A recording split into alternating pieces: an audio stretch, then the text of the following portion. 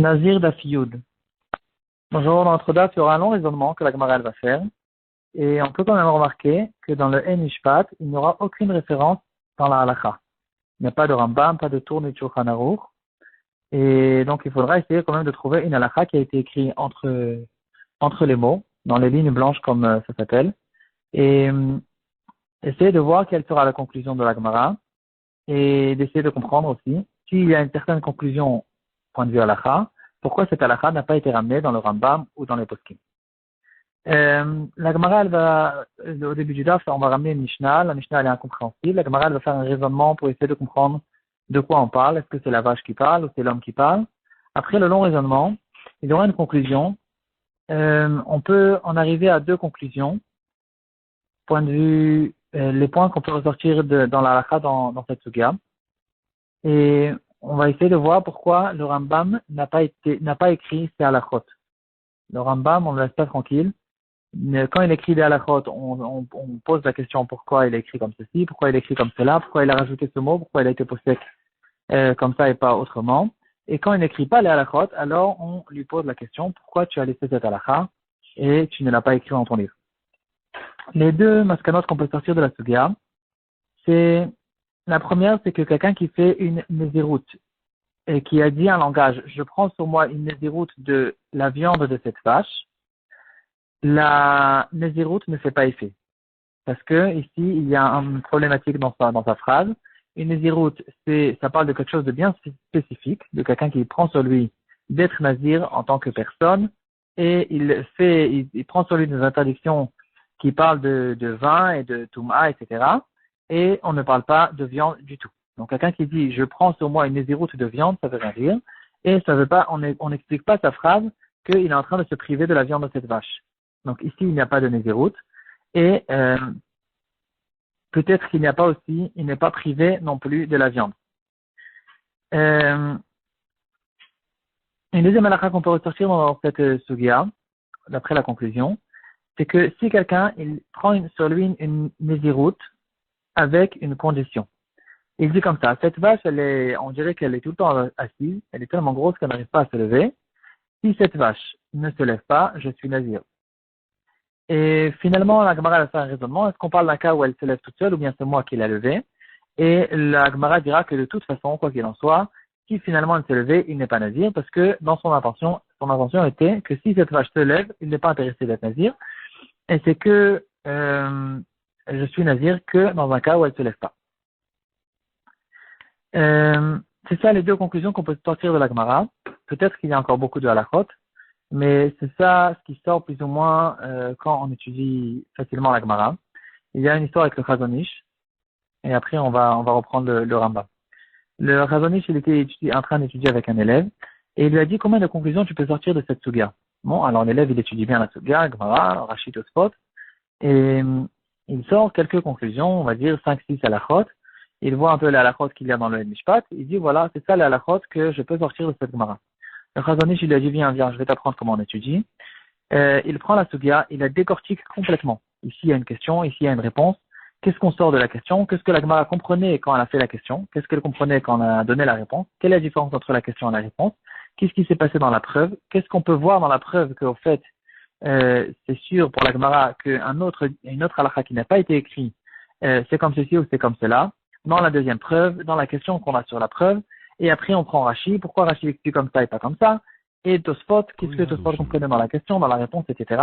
Et le Chazon Ish lui sort de là des dizaines et des dizaines de halakhot sur un mot de Gemara. Quand on étudie vraiment en Iyun, on peut comprendre que ici il y a Rashi qui fait référence à une autre Gemara autre part, et il a écrit un mot en plus pour nous répondre à une question, que cette question ça nous sort encore une halakha, etc., etc.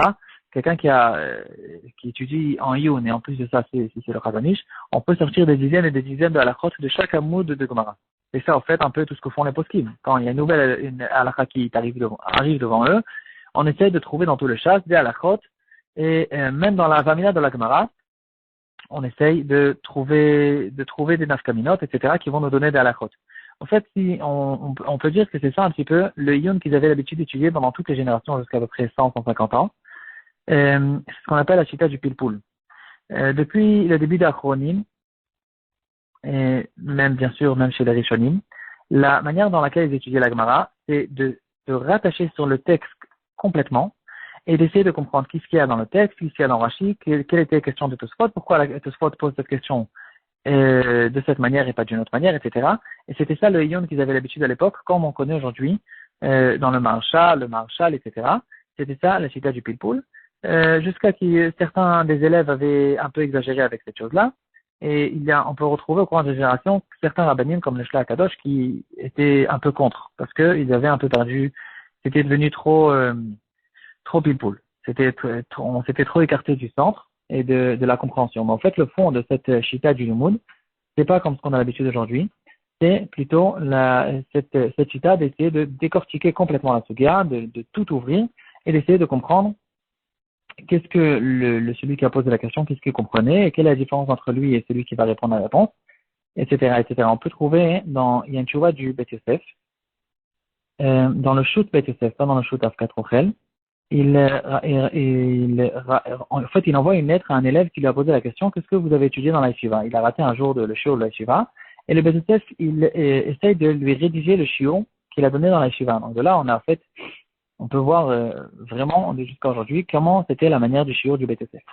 Le BTSF, il parle d'une sugia dans Masechet Kiddushin, et en fait, la sugia, c'est quelqu'un qui a fait des Kiddushin, à condition que mon père y permette. Et là, le Bet Yosef, il en arrive en fait, il sort de la sugia trois possibilités. Qu'est-ce que ça veut dire permettre? Ça veut dire qu'il dit oui, qu'il se taise, ou bien qu'il est d'accord. Est-ce qu'il est d'accord tout de suite ou il est d'accord plus tard? Etc., etc. Et le Bet Yosef, il sort, en fait, on peut en faire comme un tableau.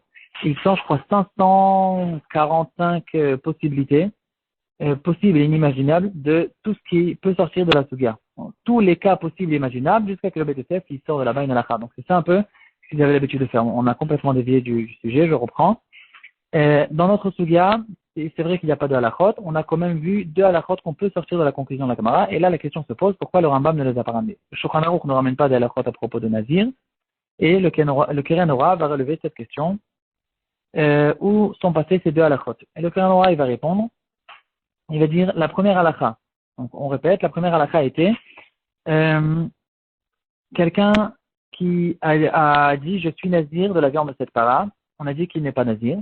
Le Keren Ora il va nous dire c'est vrai que le Rambam n'a pas ramené ce cas, mais la halakha a été ramenée. La halakha se trouve dans Perek Aleph halakha Yud. À propos de la Mishnah précédente qui ramène une halakha qui ressemble et qui, en fait, dans le fond, c'est exactement la même chose. C'est pour ça que le Rambam ne s'est pas fatigué de ramener un deuxième cas qui est de la même halakha. La halakha sera, il dira quelqu'un qui dira je suis nazir de figue, alors c'est quelque chose qui ne marche pas. Le Rambam pense que il n'est ni nazir ni il a été interdit des figues parce que ça veut rien dire ce qu'il a dit. Nazir ne veut pas dire je me prive de figues. Nazir veut dire quelque chose de spécifique et donc il n'est pas nazir et il n'est pas privé des figues non plus. Le Rava va placer les collègues dessus. Il va dire que dans le calcul dans la Gemara, cette chose-là, ce psa que le Rambam a donné, c'est que Rabbi Nathan qui porte d'après Beth Hillel, mais d'après ce que la Mishnah elle dit au nom de Beth Hillel, c'est pas exactement comme ça. Et on devrait dire normalement que je me suis trompé. D'après le Ravad, il n'est ni nazir ni privé des figues. D'après le Rambam, il n'est pas nazir, mais il est privé, oui, des figues. Il est, oui, privé des figues, et le Ravad, il est collègue. En tout cas, il y a déjà là-dessus une marquette, et c'est exactement le même cas de quelqu'un qui dit, je me prive, je suis nazir d'une viande. C'est la même chose. Je suis nazir d'une figue, je suis nazir d'une viande. C'est exactement la même chose, et donc la halakha a été ramenée. La deuxième question qu'on s'est posée, qu'apparemment il y a une deuxième halakha dans la Sugya, à propos de celui qui a fait une condition, si cette vache ne se lève pas, je serai nazir, finalement elle s'est levée.